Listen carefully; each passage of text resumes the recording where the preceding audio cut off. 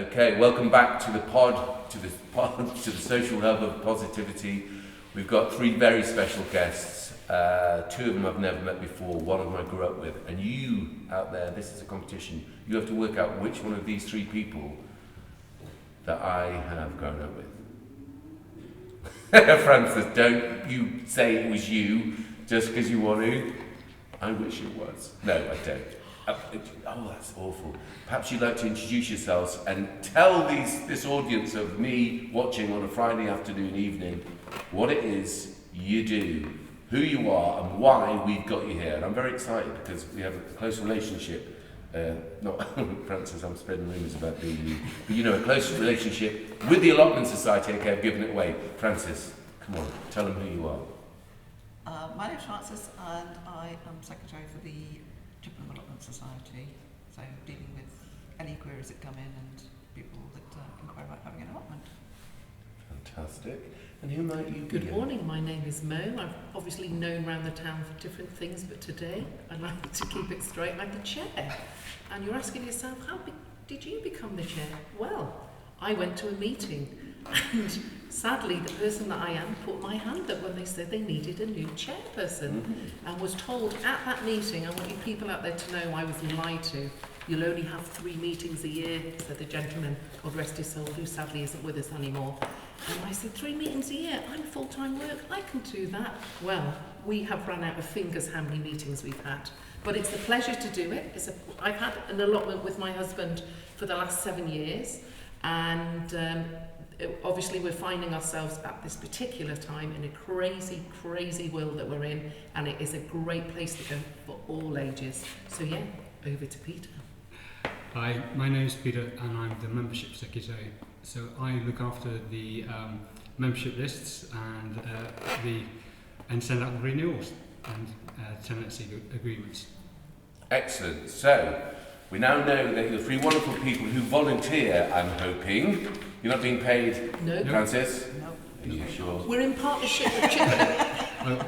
Not for You that. should be Not made for up that to- anyway. Yeah, but We're in partnership with the Chippenham Town Council, so Absolutely. they own it and we make sure say it they, that means we own it as the people. The council represent We the the people. I think in our new reset society after this marvellous pandemic, we need to look at how our society and how people understand, like you good people, that you're volunteering. I'm going to ask you, what is it that makes you want to volunteer? Give up your time. Francis, what's inspired you to become part of this wonderful organisation? Well, I enjoy gardening, and I just wanted to do something to contribute towards the society. Absolutely. So how long have you been gardening? Because some people come to it late at life. Have you always gardened? Yes, I think I have with my mother and my parents, and then I had the opportunity of an allotment and took it, although I didn't know what I was in for at the time. Yeah. Yeah. And what sort of things what are your favourite things to grow? Are you a food person, or do you grow a mixture of flowers? And I do try to grow flowers, mainly as beneficial, to attract beneficial insects onto the allotment. I thought that was important.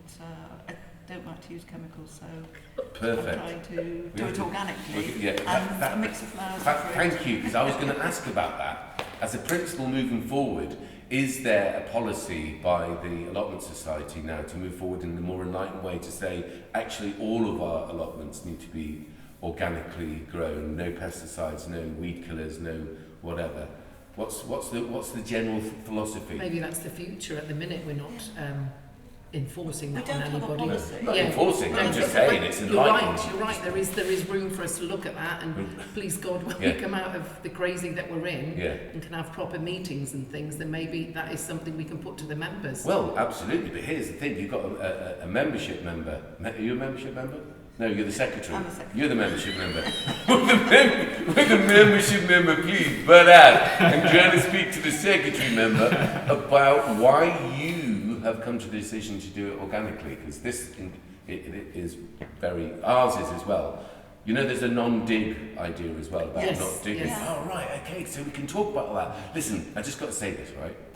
Donna was supposed to be here. She's much more articulate and much more intelligent. So you could have another level of intellectual discussion about all the principles that you're going to talk about, yeah? I'm just going to butt in every now and again and get really excited. So how about that works for me. I've been a budder all my life. Yeah, I put good. it in. Go for it. Tell us, Francis, tell us why you do it organically. What about the no-dig thing and all this sort of stuff? I think no-dig is interesting, and I think it does work. Yeah. I like to grow organically because I just don't like to use too many pesticides, too many Yeah, but chemicals. Yeah, but why? If you kill one thing, then something else is so going biodiversity. Yeah. If you kill off all of one species, then something else is going to become stronger and take over possibly. Yeah. And Or not the other way around. you kill one and then you'll have all of a sudden have an infection or whatever. Infestation. That's the word I was looking for. Hungry honky. What can I say? In case nobody's guessed, I missed this. I'm doing it on a small scale. I'm not growing commercially. I don't have to produce vast quantities of but even if large, you did, perfect vegetables. how did we do it before? There you go. There's the problem. Large, perfect vegetables. Well, if you can eat them, they're perfect. Oh, I'm the queen of wonky carrots. Yeah. Yes, but that's what supermarkets want. They want. They perfect do. vegetables. We're the people. We buy from them. I know. Come but on, they're I know. Still, Let's tell them we don't want them people anymore. Still want. If you're Can I presented just with two say- vegetables, if you're Go. presented with two vegetables, one looks lovely, one looks a bit Yeah, wobbly yeah. or whatever, Yeah. then most people are going to choose the one that looks perfect. I don't agree. Well- Those days have changed. As somebody that works in a supermarket, those days have changed. Every supermarket that you go into offer you wonky veg, Yes. and it's cheaper. Everyone. Yes. Honestly. No, that's great. Yeah. But this is superb news. But I'll tell you what. Get once this man a drink.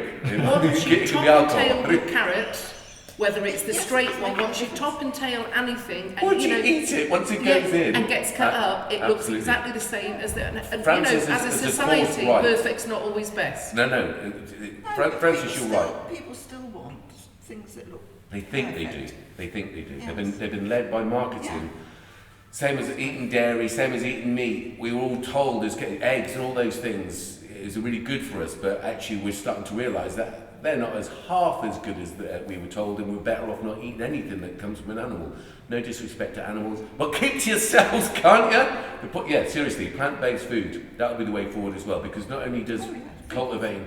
Yes, veganism is huge now. I'm isn't it? not, I'm not talking about veganism. But I say not, with not my... not to eat meat. Yes. It's becoming more and Oh, more. no, absolutely. What I'm saying is, I the think it's supermarkets have been full this January, February, Yeah. promoting plant-based foods. So, absolutely. So, what I'm saying, it's not veganism, because I think some people think that's an ideological whatever. Don't have, and it's fine. Be a vegan, and it's much better being a vegan than being a meat eater. Not personality-wise, but for the planet, for yourself, for your health. It much is. But why I'm saying plant-based is it amounts to the same thing. But I do wear leather shoes and stuff that I've already bought. I won't throw away second-hand clothes that happen to be leather, because I don't want to be perceived to be promoting eating food. You know what I mean? Eating food, eating leather, eating leather. Not eating leather or eating food. Come on, Pete, stop interrupting. Right? About not eating meat or animals, and there's an ideological way about it, but there's just a very common sense. If we had localised farms, the county farms, and young people could learn to grow seasonally produced fruits and wheat and oats and stuff, and provided for locality, we wouldn't need to have it flown in from abroad. But back to you, Catherine. What about this gentleman across here? Let's get him in on it. You just called her Catherine. Yeah. Catherine. Why did I call her Catherine? She looks Catherine. Catherine, In a past life, she was Francis, actually Catherine Francis. X, but Was it Catherine ever- X was double. You look like, yes, you do She's look the like a double very of it, I'm telling honourable woman called... Not that your real name isn't, Francis, it's a lovely name, but it reminds me of a pope called Francis, and I'm allergic to such things. Have you ever been called Catherine before? I'm going to call you Kathy. When I see you from now on, I wink and say, Kathy, are you coming home again? And you say, officer, arrest this man, he's harassing me.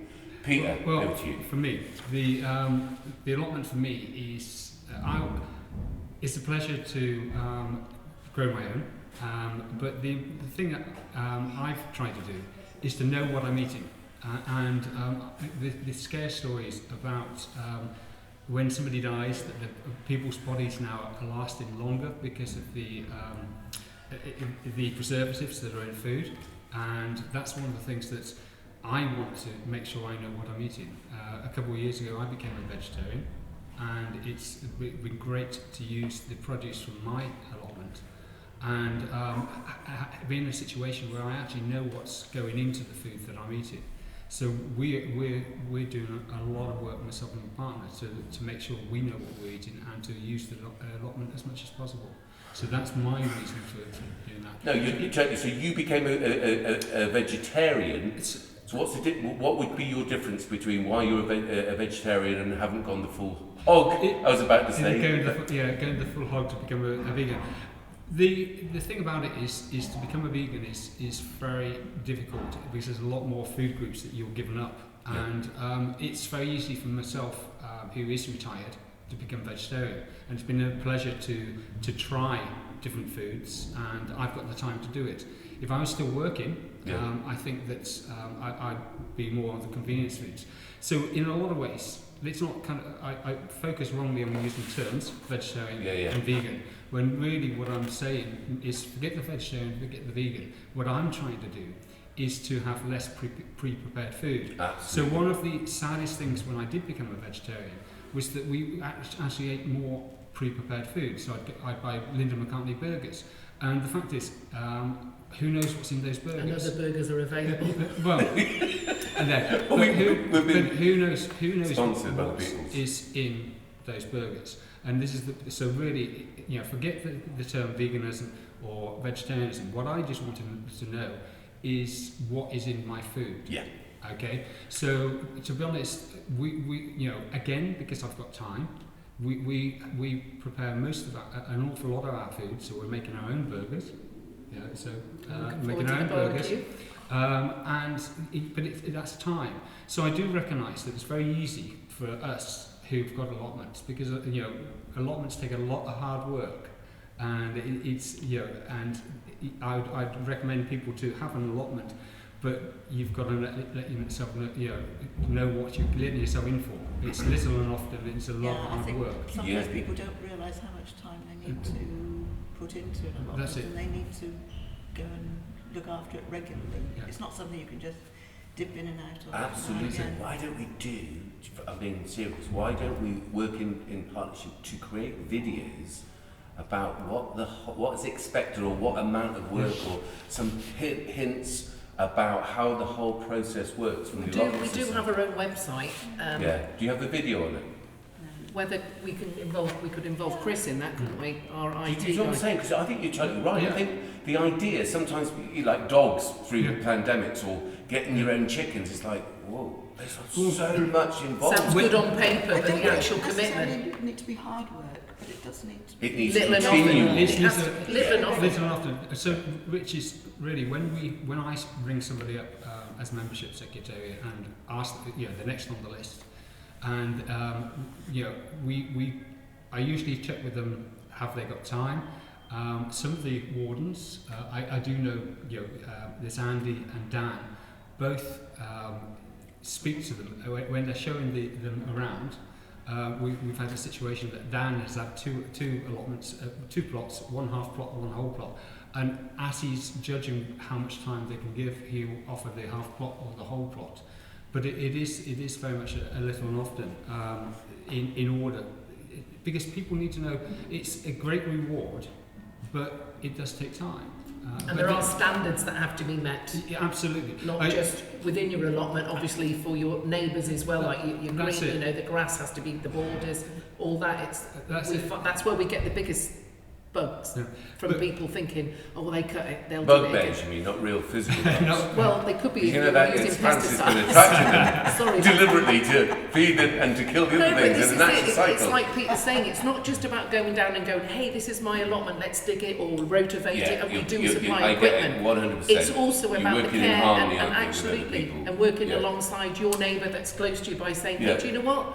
I'll cut the grass this time because I'm down. But you've got to do your edges, and it's nice from a community sort of thing that you do sort of have. But as I said, we do supply in different sites. We have definitely, just invested a lot of money in new sheds.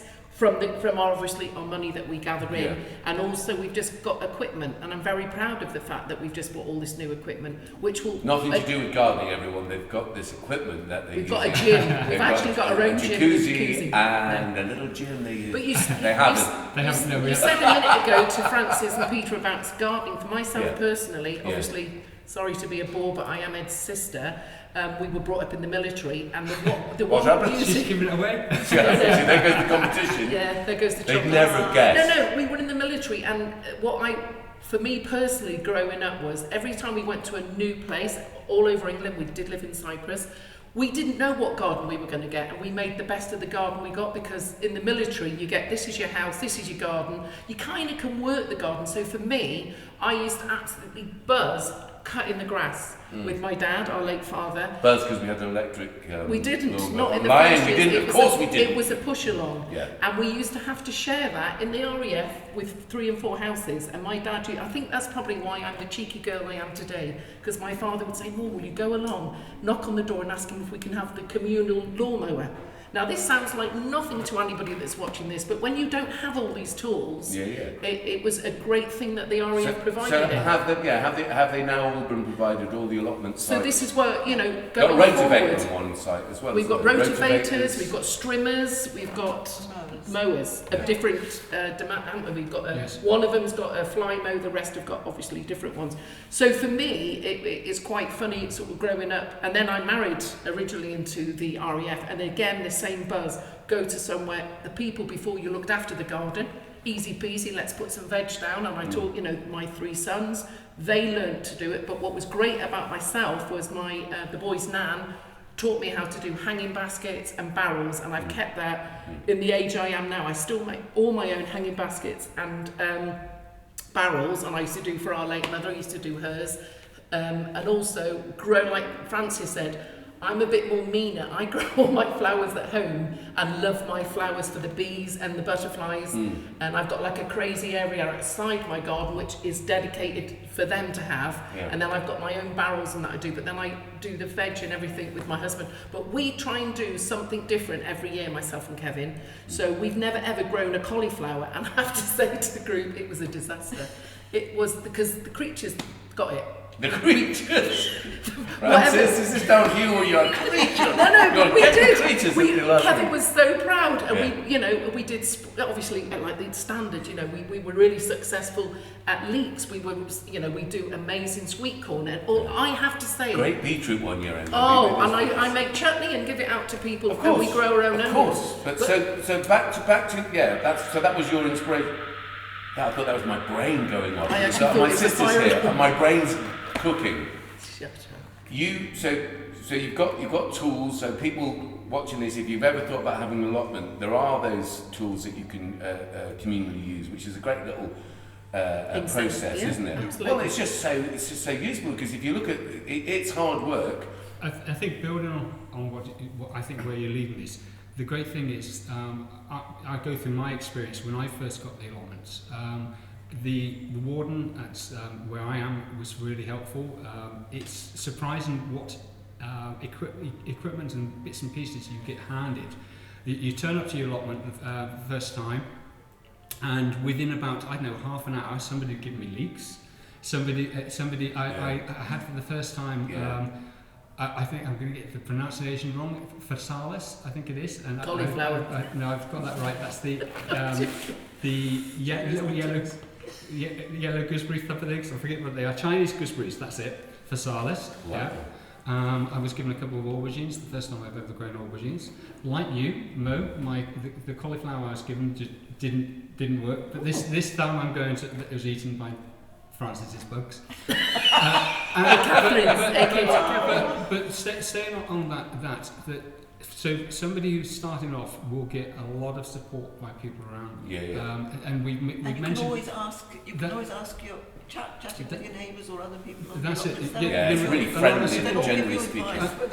And this is something that And on the website, if people They can't keep giving don't me get advice, the and, answers. and the last bit of advice is usually ending in the word off. And the thing is that recently we've with COVID over the years, allotments have been really popular, and then less so. So about 3 years ago, the waiting list was very, very short, and we were worried that we weren't going to be able to let every single plot.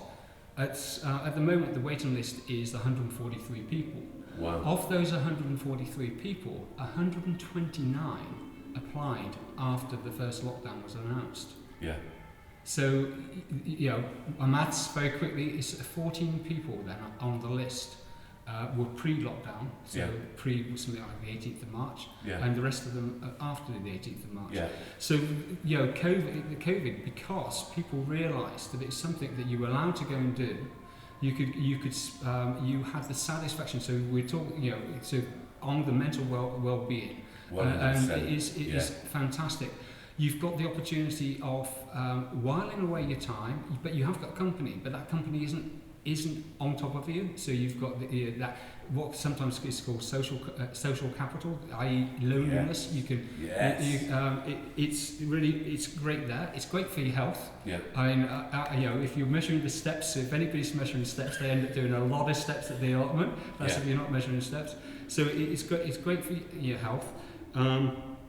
You do have fresh and seasonal produce, except for cauliflowers, which don't work. But it's a great challenge to try and and that's it. I'd like to set the challenge to can do as well. Yeah. Have you grown cauliflowers? Well, in our back garden we did. So not on our can-do shared with the young people allotment. So you've got that, but we will. with that challenge comes also a sense of achievement. Absolutely. And again, I go back to the fact is that more often than not, you're not on your own. So again, I go back to what I've been given over the years. My leeks that I put in a little seed bed barely came off, and then Trevor nearby seems to produce so many leeks every year that he provides leeks for everybody. So it's really good. And this year, then I've. Does he do cauliflowers? It is. I'll ask him. Does he do cauliflowers? I'll ask him if he does do cauliflowers. I do love a good cauliflower cheese. Deliver it, click and collect. He does, click and collect. But that is another interesting thing to move on to, in the sense that they were not very successful last year. Well, I'm saying not very successful, perhaps it was, but there was the suggestion of, because in the past, food cooperatives have not accepted food from allotments because it may go off before they can deliver it. Yeah. But last year there were a couple that would take food from allotments. I'm not sure whether we actually got around to delivering. You've mentioned this Well, in the you past. see, I have spoken about this many times. Also about the idea of getting young people involved in knowing how to grow. This is the bit, because what Mo was saying about having a garden. Yeah. Fine, if you've got a garden, and we're very, anyone that has, good luck. Point being, particularly exacerbated by the lockdown, was that people who didn't have gardens now, so that I think there needs to be more allotments, and I think people will, quite obviously, I've thought this before, would think, but then there's also what happens with the excess.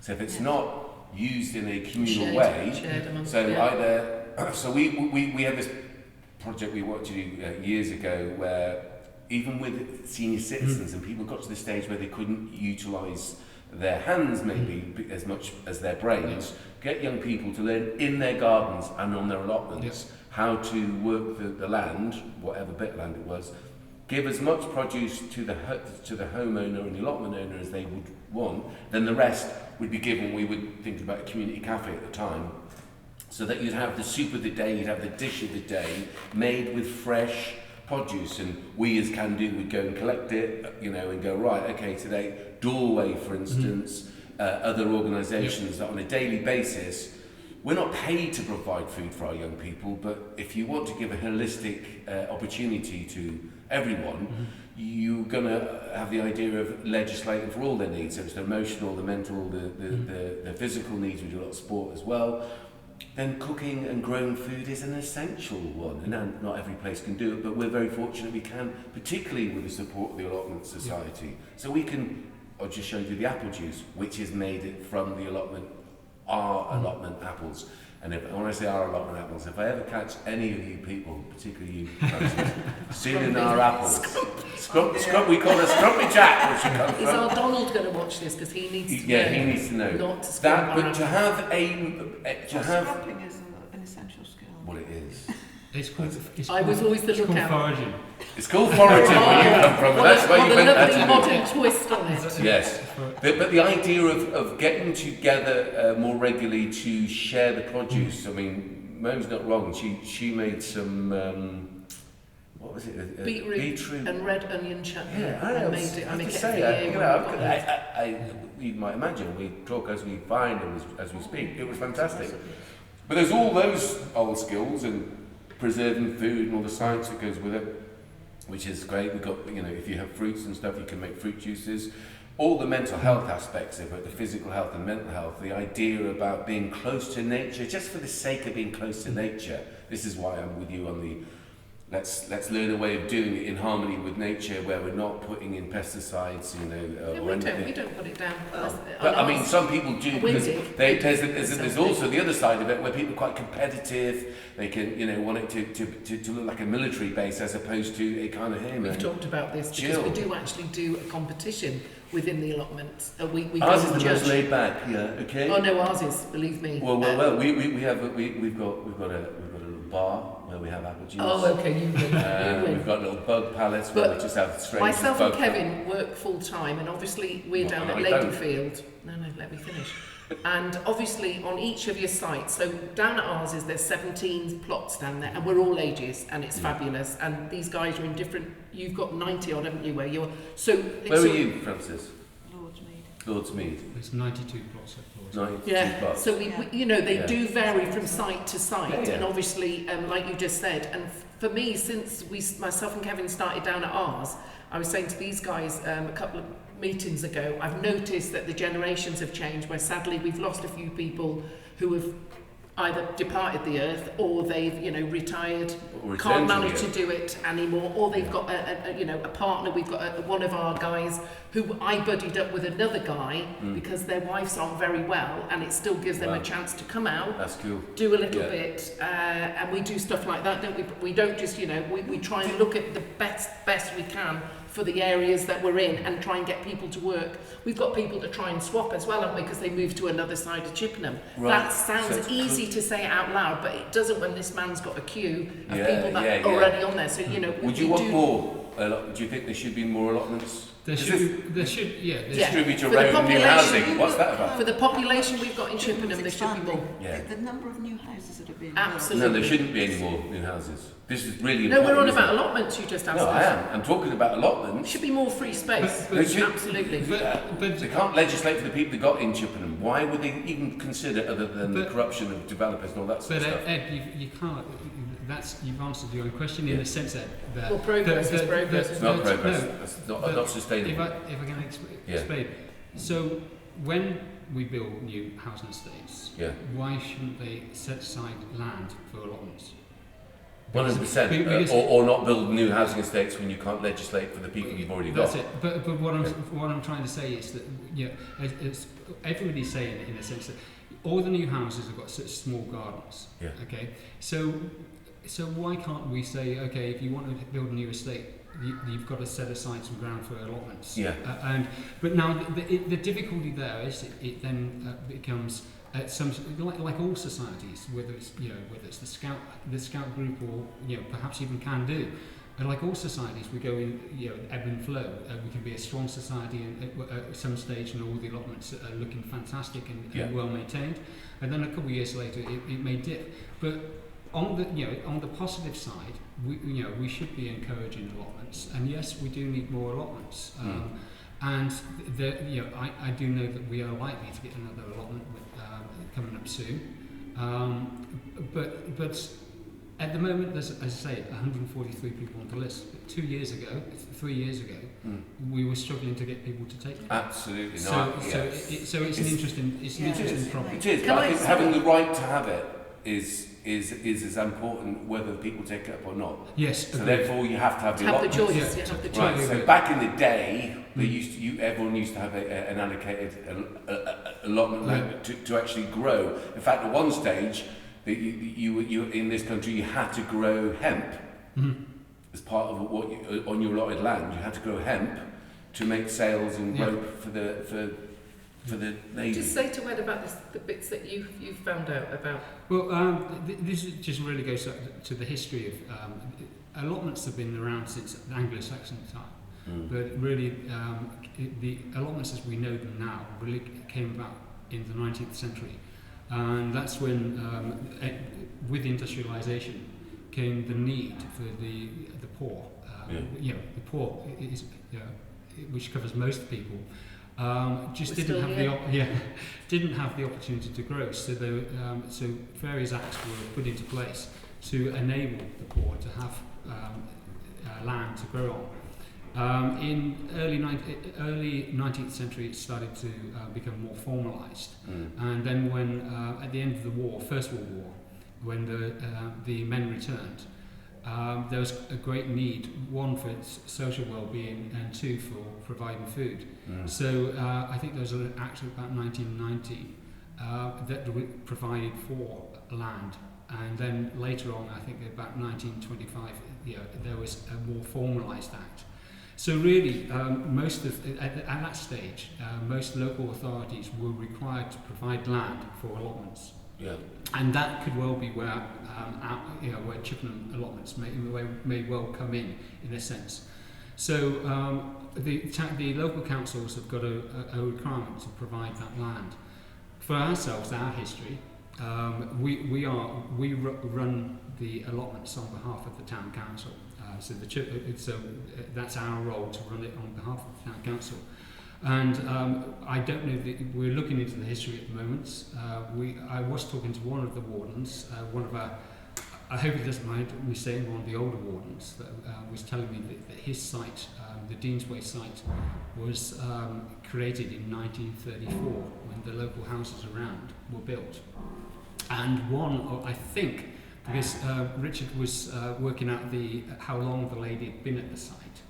So I've got a funny feeling the lady's been at the site from the very start of that site, from 1934. So I think Richard came to said 56. He then said 54. So I'm not sure whether that she's been at that site. So we've got, I believe, a member of our society has had a plot at that site from the start, or if not the start, from a couple of years afterwards. So that's amazing. So, 56 years. In this space, if we still have it, or it would be really good to have that sort of pictorial history of how allotments have developed. But interestingly, well before allotments, look at the history of the commons, the common land.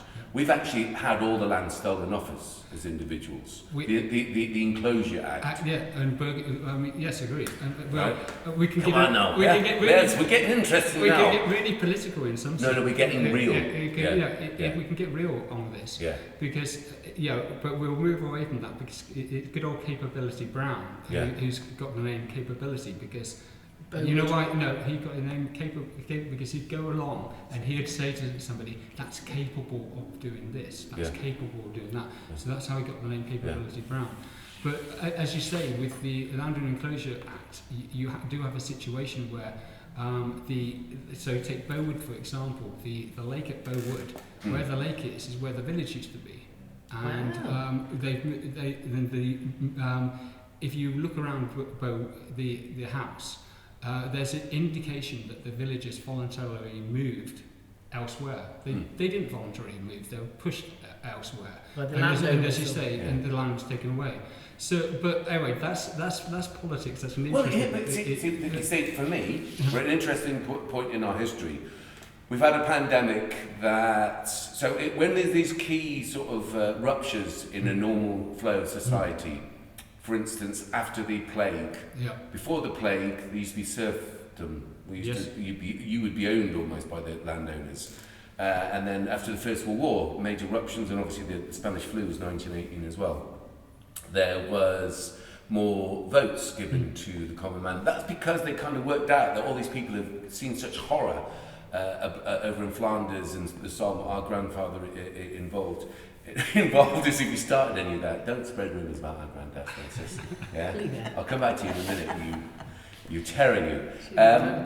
That they had the smell of blood in their nostrils, they weren't going to put up with being just, being talked down to by the elites. After this major whatever, we need to look at there's local elections coming up.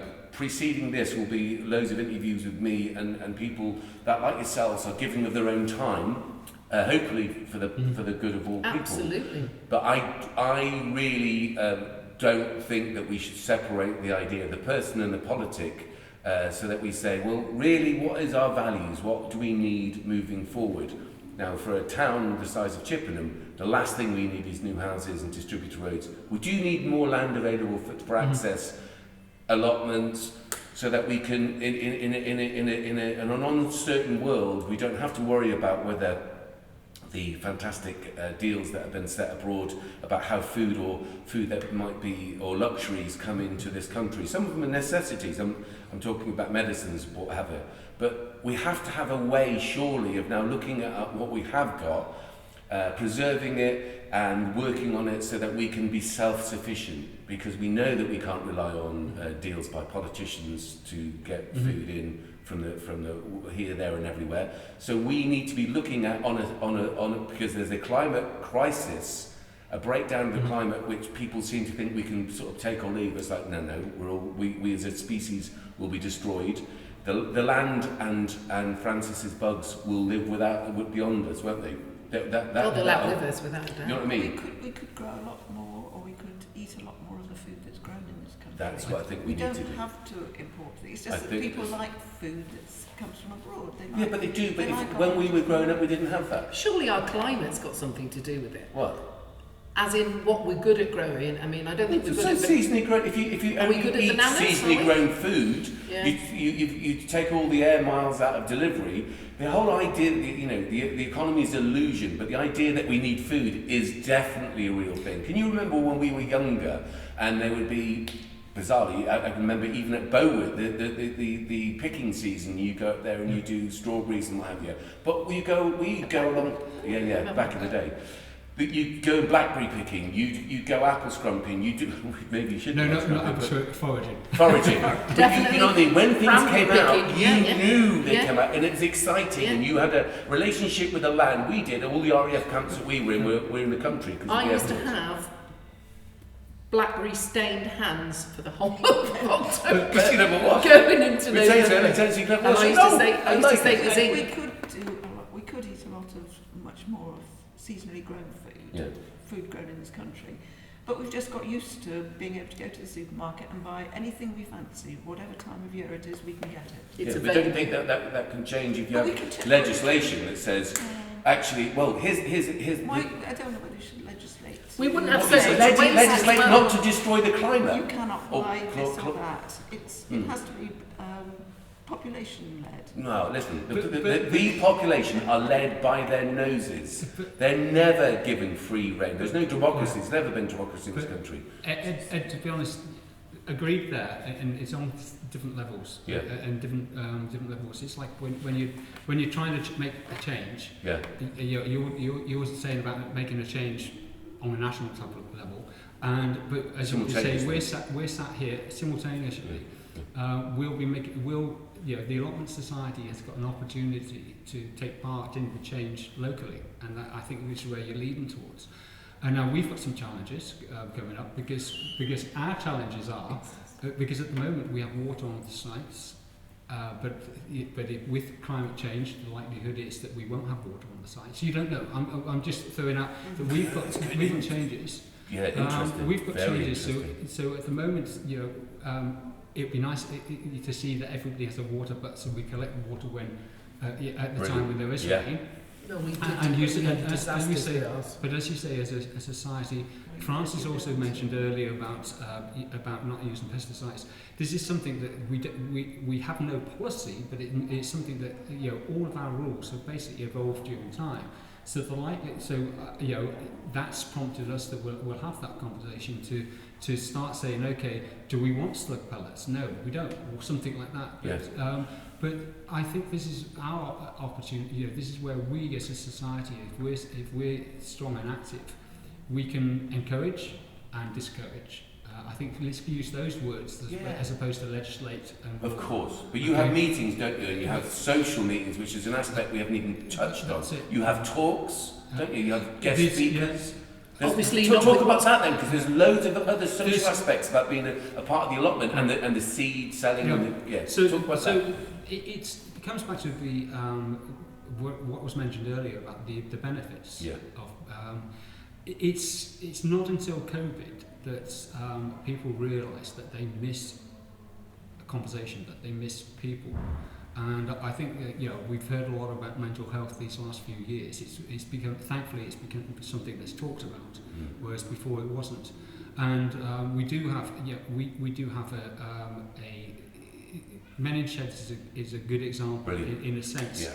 That's it's unfortunately it says men, it doesn't say women, and that's a weakness of the naming of that organisation. Yeah. I picked up on that. I don't like it. But what I'm saying is not in these times where it's just using it. Men in Sheds is an organisation a lot of people have heard, but let's just stay on the good thing about the allotments is the company and meeting people.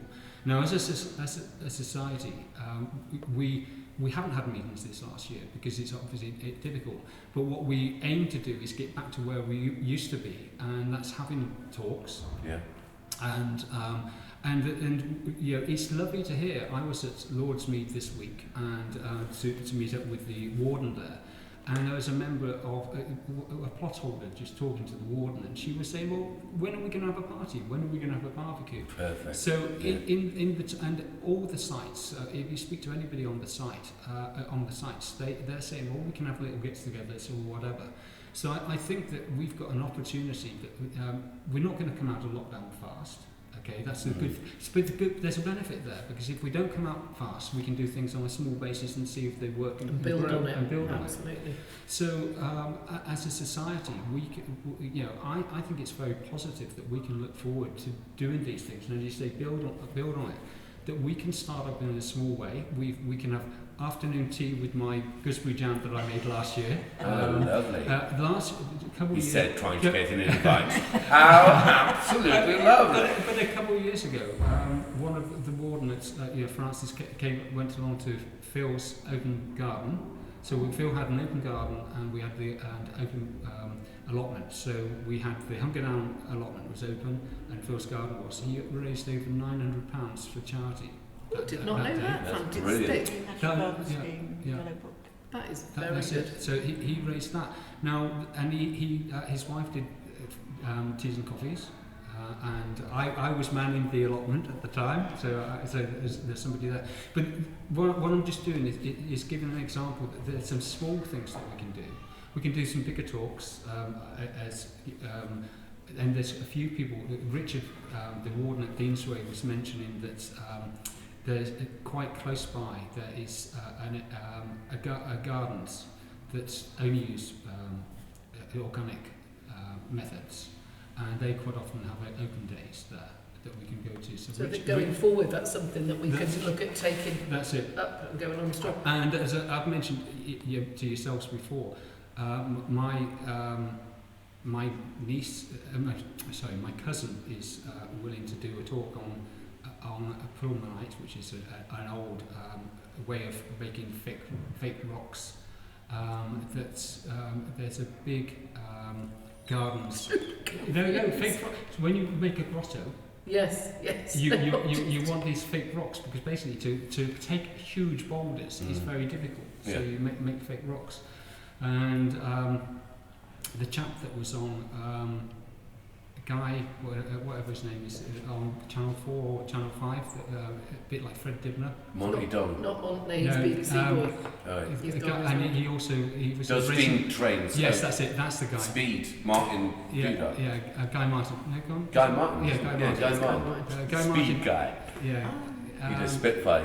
Guy Martin did one of his programs was about a gardens in Birmingham, and where they recreated the Pulmonite grotto, they recreated the stones. So that would be an interesting one to do. And then go to the just over the other side of the Severn. There's a fantastic gardens that we could go and visit. How lovely, as a society. Yeah. We've got a festival, one second, sorry Mo, we've got a festival, Unlock Reset Festival on the 21st of June, which is about helping organisations to republicise themselves, other people to come at once if it's true that you can have large gatherings on the 21st of June. Who knows, watch this space, or watch this lockdown come to an end and then be put back in again.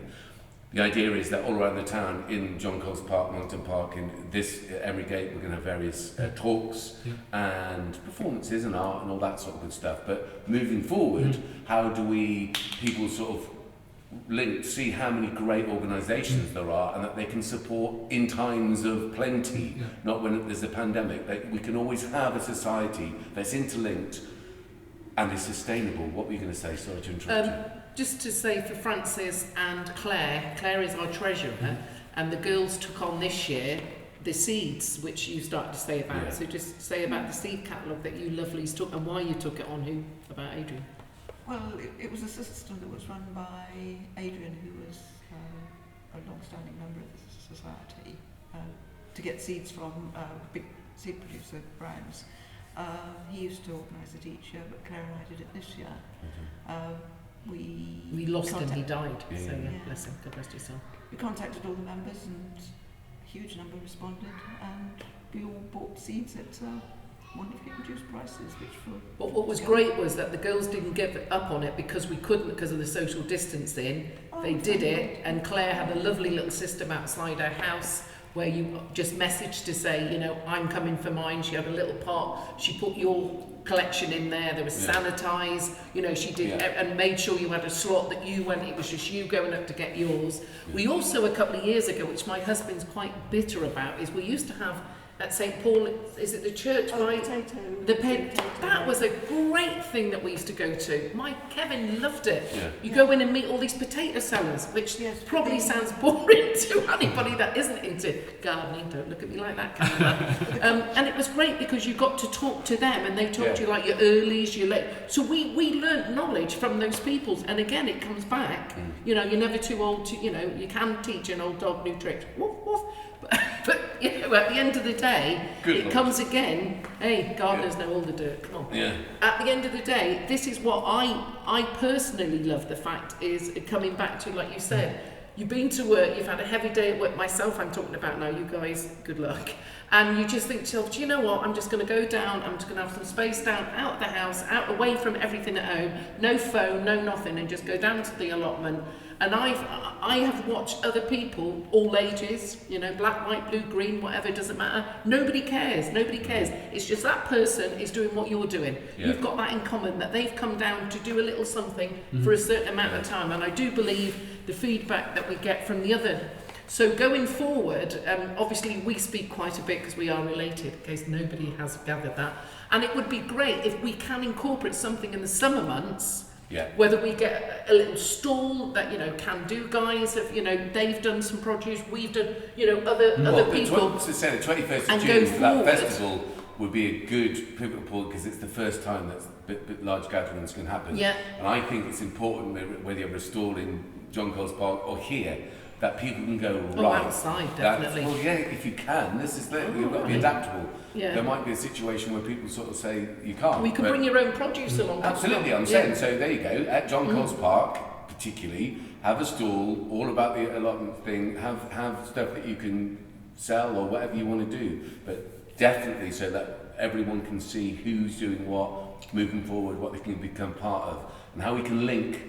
That's to what I mean. organisations that would like the food and the produce and turn that into something, whether it's apple juice or marmalade, I was going to say there, but we'd have to start growing it. I bet you could grow them though, Francis. You want to look at someone that can grow. As long as Paddington doesn't find out. Paddington, yeah. Right, have you got anything else you'd like to say? Because these two people are dying of cold, if nothing else. I think the important thing, the only thing that needs to be said is that the way people become members or obtain a plot. If they're interested. If they're interested, is to apply online is the best way. Yeah. But there are other ways if you can't apply online. But apply online. Go to our website and there's an application form there to fill in. And even though there are 143 people on the list at the moment, it's something not to be afraid of, because there was such an uptake. It could well be a load of those people who don't want plots now. Yes. So if this goes out, I'd rather people would say, okay, it may be daunting 143, but get your name on the list anyway. Absolutely. And it's surprising that list may come down quite quickly. Yeah. Okay. Cool. Can Excellent. we thank you guys, the two lovelies behind the cameras. Rebecca, thank Jules, you Julius. both for giving up your time, and you obviously Give it a inviting sound, us they're down. getting paid, mate. Are you mad? Come Okay. on. They're giving nothing. They're loving this. For them, this is the highlight of their week. Okay, well I'm glad. You know what? I haven't met these two before. Yeah, so they are marvellous, and have to put up Yes. with me dribbling on about all sorts of stuff. You hear this sort of been sent to the rest of the councillors. Anyway, let me say on behalf, not just because we've had an allotment for some time now, and it's really beneficial for the young people particularly, but for the rest of the community, thank you for your time in general. Francis, I will be coming to your allotment quite soon for a little cheeky little look at your books. I love the idea. Maybe we can have a talk about that whole new way of looking at allotments as a talk, as a a Absolutely. group thing, when we can all get back together. Anything else you'd like to say, you wonderful thing? No, I've got nothing. No, Mo, I'm not interested if you've got anything to say or not, but Nothing bless you. changes. Thank you for coming. And you, sir, I'm older anything? than him. No. You're all good. Mo, really, have you got anything else you want to say? No, I just like to say, I really enjoy what we do, Yeah. and as I said, we're all volunteers, and that includes our wardens as well. Yeah, fair play And to you. it isn't something that any of us seem to take lightly, and we really want everyone to be successful. And without people like And yourselves, we work our together. communities, without people like yourselves, our community would be a lot worse off. So We don't you just on deal behalf with the of- problem at our own allotment. We look after each other, Listen, and we if support. I try and stop this interview with a nice statement again, and you come back in, he will shoot you. He will just shoot you. We've got this thing that says, I'm going to try and close it down. If they bring You it could up, just say, I'll try and close like it down. you If it's one of used my to do. family, shoot them. And he says, with pleasure. Ladies and gentlemen, It's been emotional. it's been emotional for her because you will not see her around the town anymore. You're sitting at the nearest allotment site. Hey, thank you very much. No, thank you. Cheers. Thank you very much.